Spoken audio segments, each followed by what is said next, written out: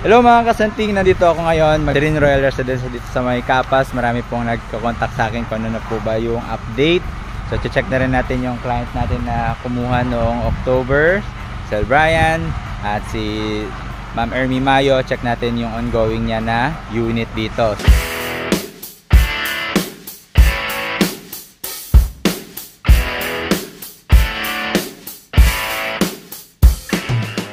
So kasama po yung aking senior, so George Senior, ayan. So tatay ko from Gensan, contractor po siya. At kung gusto niyo magpagawa sa kanya, ayan, 40 years in business sa construction. So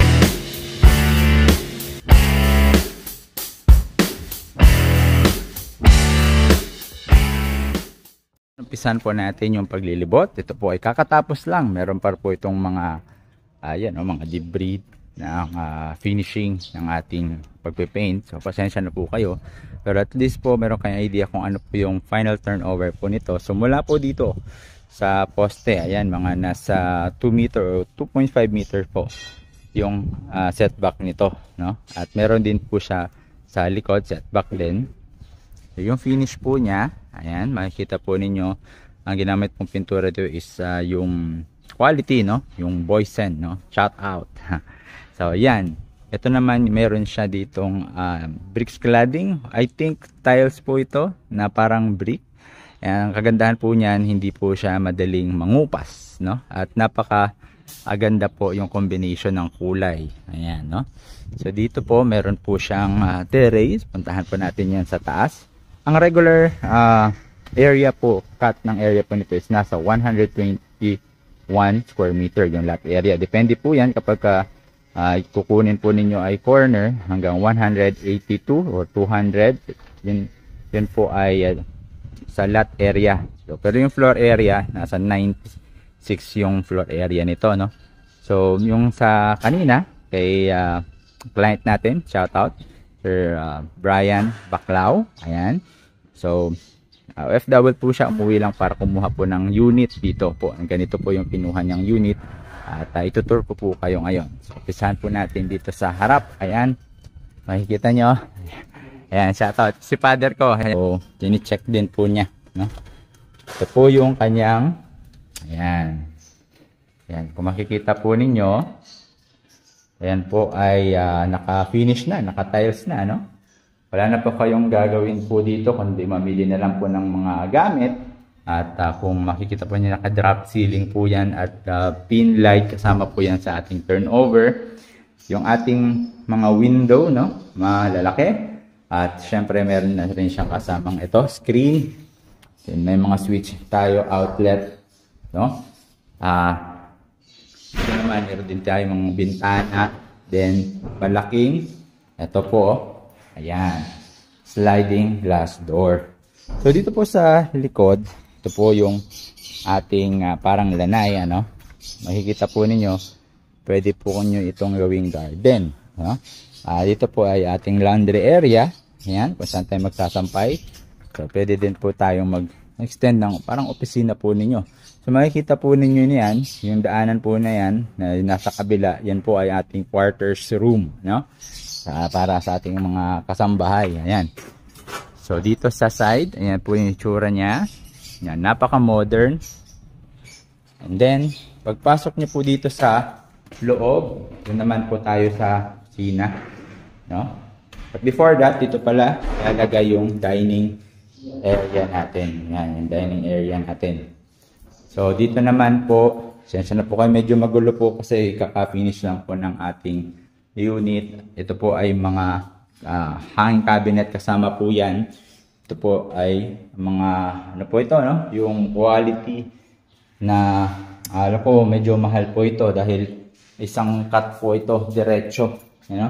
Pasadya po siya. Anong nga ito, pang? Anong ano to?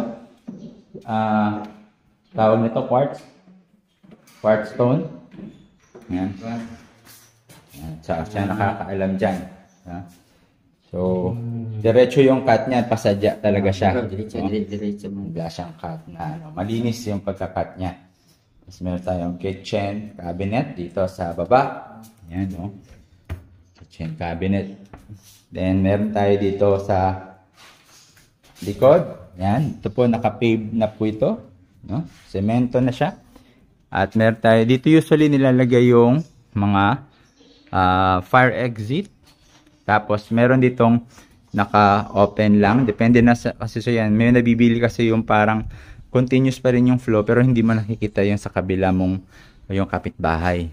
So, nasa sayo kung papatungan mo ng hollow block, pero they suggest na maganda kung may airflow pa rin, pero parang merong ano pa rin, no, may hindi pa rin makikita, no, sa kapitbahay, pero yung may dumadaan na hangin. So kami pong sa construction hardware niyan. Dito naman po yung kanyang dirty kitchen. Sa dirty kitchen meron din po dito at hindi po mababasa, ano. So washing machine, then nakalock po sa loob, pero meron po yang sarili niyang banyo sa loob, no, yung ating quarters room. Ayan. So dito naman po, balik po tayo sa kitchen. And ito pong ito po ay powder room. So wala po siyang hindi po pwedeng maligo po dito. So, powder room lang po siya. Pero yung kanyang mga fixtures, lavatory, tsaka yung bowl, maganda po yung klase yung nilagay. At floor to ceiling na rin yung kanyang tiles. Tapos may switch. Tapos meron din siyang, ayan, ito, kahoy. Ayan. Na door. So, ganito po itsura niya. Ayan. Then, pakyat po tayo sa itaas. Yung railing po niya ay steel. Tapos yung step po nito, ay kahoy, ano? Ayan. Kahoy. Tapos meron po siyang naka-fix na window parallel pa haba, ano, para just pag umaga hindi na kailangan ng ilaw. So pwede po kayo maglagay diyan ng chandelier, depende po sa inyo yan. Tapos dito naman po sa taas meron siyang hallway, no. Siguro mga nasa 2 meters haba niya. Then meron din siyang bintana dito. Outlet, pwede maglagay ng counter or console table. Yan. Then, dito naman, meron tayong mga room. So, then, ito po sa pwede ng right side ay meron tayong common toilet and bath. Maganda yung finish po ng tiles na nilagay nila dito, no? So, 60 by 60. Napaka-modern. Raindrops na shower. So, kung ano yung nakikita niyo po niya, ito po yung actual na turnover, no? Kapag kumuha po kayo ng ganitong unit.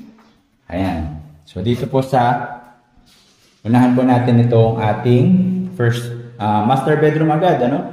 Sa master bedroom, meron po siyang window na parang, ayan, no? Triangle na makikita mo nyo kung sino yung nasa, parang captain, naka-captain view ka, ano? Nakikita mo yung view dito, kung sino nasa terrace, then sino yung bisita mo dito sa baba.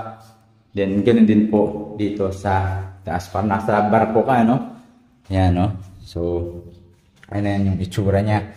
So, makikita mo talaga side, front, kung sino yung tao sa baba. And then, ang kagandahan po sa ating fixture dito, ito po ay tiles na wood, parang tiles po ito, hindi po siya, vinyl tiles. Yan. Okay, mas matibay. Then, dito po, meron na po siyang internet, telephone, cable na receptor. Yan. So, kung may maglagay ng TV.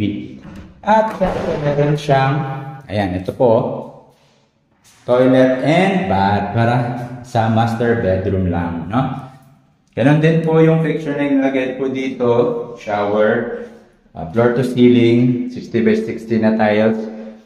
Maganda dahil meron ng nakaabang na pang water heater connection. Then may pin light na rin kasama na yung dito kung may gusto nyong blower. Ayan, then may switch. So, then yung kanyang toilet ay napaka parang American size. So, maganda po yung quality. So, namimili po sila mismo sa Welcome Depot. So, yan po yung sinasabi sa atin ng ating mga gumagawa dito, bumibili sila doon. So, quality, no? So, dito naman, sa bedroom number 1, so, pwede ito guest room. So, ayan po yung tsura niya, dalawang bintana, may screen. Then, meron po tayo ditong ready for aircon. Ganon din po sa master bedroom, meron din po siyang ready for aircon na rin. Depende na rin yan kung split or window type yung gusto nyo. So, meron din ditong mga outlet switch. And, ayan po, yung pin light. Then, dito naman po sa ating bedroom number 3. Sa bedroom number 3, ito po yung bedroom number 3 natin. Ayan. So, ganun po, parehas lang yung sukat dun sa bedroom number 2. Dalawa yung bintana niya. May outlet din po siya dito sa side. So, depende na lang po talaga sa inyo yan. Then, usually dito po yung, ayan o, fire exit dito. Ayan, okay? So, ayan po. Napakaganda. Modern yung dating ng bahay. So, ito po. At, syempre, ang inaabangan, lahat po, even ako po, gusto ko po ito magkaroon ng terrace. Ayan, common terrace. Ayan o. So, sa terrace po, dito po, naglalagay po kayo ng parang puan. So, 60 by 60 na rin yan. Outdoor na tiles. Then, may drainage po siya dito sa likod. Ayan. So, dito po, makikita po ninyo yung view ng katapat nyo. So, ganun po yan. So, napakaganda po yung community niya. No? Makikita po ninyo dito yung ginamit po na brick, no? Tiles brick. Yan. Then, meron siyang canopy. Tapos, meron din siyang ano po yan, polycarbonate na ceiling outside, no? Sa ano niya, sa outer side. Ito naman yung client natin na si Ma'am Ermi Mayo. Ayan, shout out. So, yung husband niya, hello sir, seaman, no? Uwi po siya ngayong December, I think. So, at least nakita niyo na po yung kanyang bahay, ginagawa, ongoing po, no? Ito po yung tsura niyan. Ayan. Meron lang kayong idea. Now, ngayon, kung gusto niyo naman na magkaroon ng ganitong unit at gusto niyo nagmamadali kayong lipatan, ito po ay ready for occupancy. Itong unit po na to, ano? At ang maganda po nito, ayan, morning sun po siya, no? Yung client natin na kumuha noong October, nag-reserve. Ngayon ay for layout na siya. Tinatayo na po yung kanyang mga poste at darating siya mamaya, no? Dahil may request yung buyer natin doon sa lalagyan ng parang preparation doon sa anay, no? Para hindi na siya magbubutas kapag ka nagkaroon ng maintenance. So request niya, kasi tinitreatment ng anay to, pero 5 years lang yan. Then ang request niya is magkaroon ng parang outlet or ready na para ibuhos na lang yung gamot after 5 years para hindi na magbubutas. So yun. And ayan, shout out Sir Brian. Ito po yung kanyang unit, corner 172 square meter. Makita nyo po yung mga dinatayo mga poste, preparation. So yung tsura niya, ganito yung tsura niya. Yan. Ito yung tsura niya. At nakita nyo naman po ito sa mga past video ko. Maganda po ito, 3 bedroom. Mayroon po siyang maid's room sa likod, ano? Ayan. So, ang kagandahan po nito ay single detached po siya, no? Dito located New Clark City. Ito po ay Capas. Kung gusto niyo mag-invest dito, kung kayo man ay nangangarap na magkaroon ng sariling bahay at the same time investment, so ito po pwede niyo maging option. Nakikita ko po yung environment dito is napakatahimik at konti lang yung residents, kaya manageable po kumbaga. So ayan, for more details, yung mga price computation, nagbabago po kasi yan. Depende po sa kung ano yung gusto nyong lot size. So, mag-chat lang po kayo, mag-message lang po kayo sa baba. And for tripping, pwede nyo po akong tawagan sa aking number na 0921-538-449. So, ayan po. Maraming salamat. Muli ako nga pala si Kuya George. Salamat po yung aking tatay, si George din yan. George Senior, George Junior. So, muli ako nga pala si Kuya George. Nagsasabing, dream home you deserve. Dream home you deserve. People you trust. See you and God bless. Ayan.